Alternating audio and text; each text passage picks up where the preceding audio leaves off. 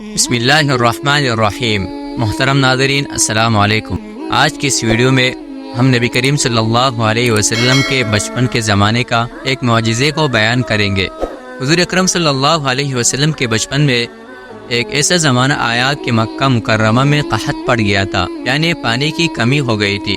ایک عرصہ گزرنے کے بعد بھی بارش نہیں برسا تھا، جس نے اہل مکہ والوں کو پریشان کر دیا تھا۔ یہ وہ زمانہ تھا جب حضور اکرم صلی اللہ علیہ وسلم کی عمر مبارک محض 9 سال تھی۔ اس زمانے میں مکہ مکرمہ میں یہ رواج عام تھا، جب مکہ مکرمہ میں کوئی بڑی مشکل درپیش ہوتی یا کوئی کام سر انجام دینا ہوتا تو مکہ کے تمام سرداران جمع ہو کے ایک بڑے برتن میں جانور کا خون جمع کرتا، اور اس برتن میں تمام سرداران ہاتھ ڈبو کے اس کام کے کرنے کا قسم کھاتے تھے۔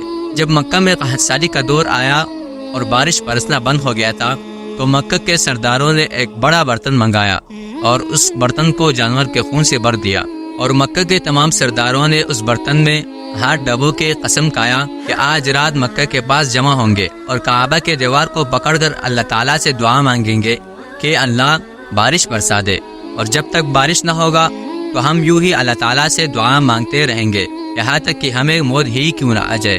ایک قسم کھانے کے بعد مکہ کے سرداروں نے آپس میں یہ مشورہ کیا کہ آج آدھی رات کو کعبہ کے پاس جمع ہوں گے اور کعبہ کے دیوار کو پکڑ کر اللہ تعالیٰ سے دعا مانگیں گے۔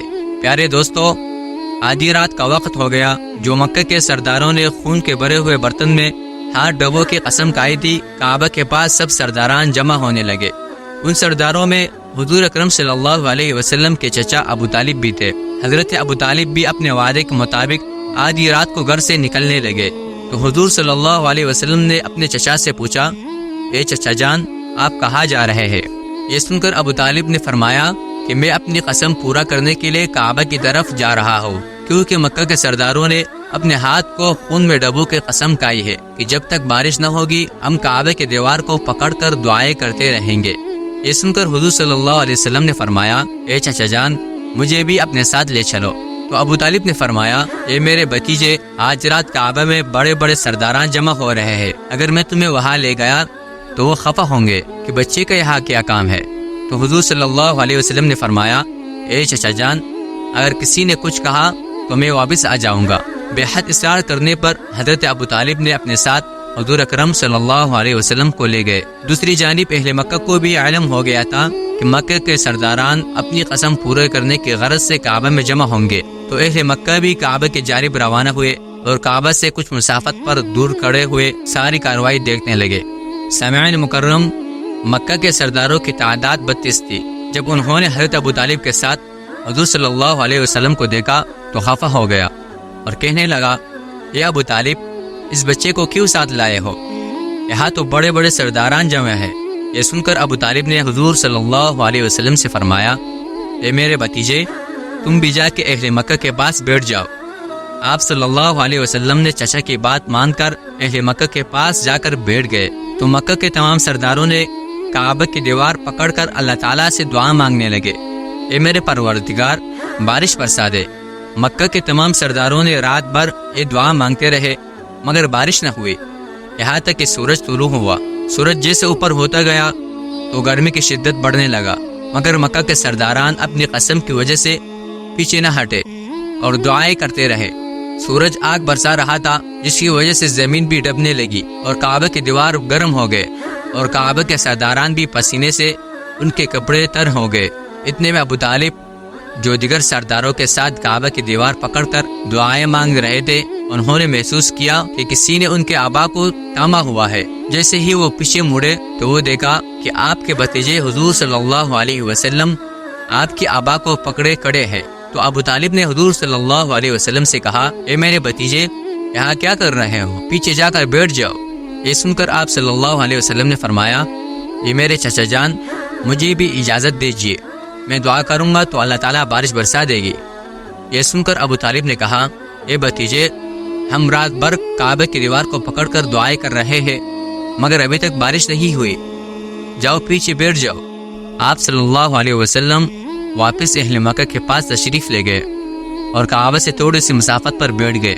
اب مکہ کے سرداران جو گرمی سے بے حال ہو چکے تھے اور پسینے سے ان سب کے کپڑے بھیگ چکے تھے اور پھر سے دعائیں مانگنے لگے، اے کعبہ کو پیدا کرنے والے، اے ہمارے پروردگار، بارش برسا دے، ہم سب پر رحم فرما دے۔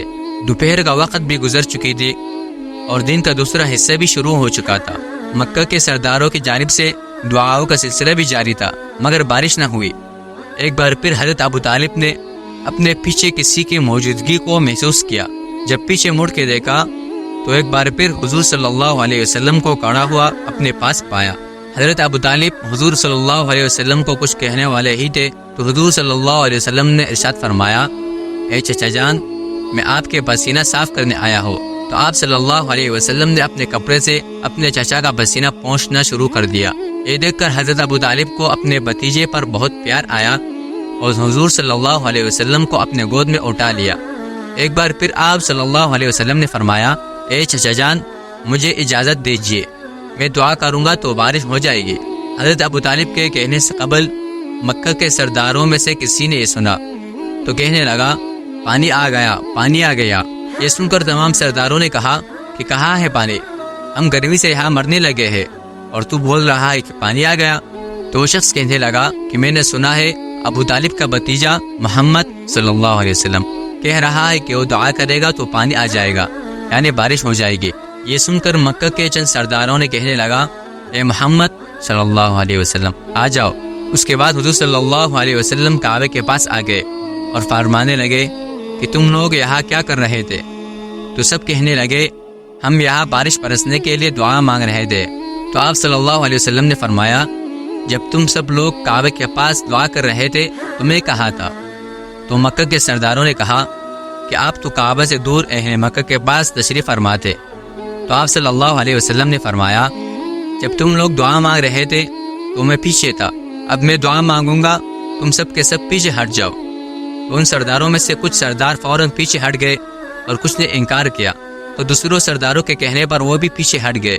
تو حضور صلی اللہ علیہ وسلم نے ان سب سے کہا کہ مجھ سے پہلے تم لوگ بارش کے لیے دعا کر رہے تھے، اب اگر میں بھی ویسے ہی کروں گا تو مجھ میں اور تم میں کیا فرق رہ جائے گا۔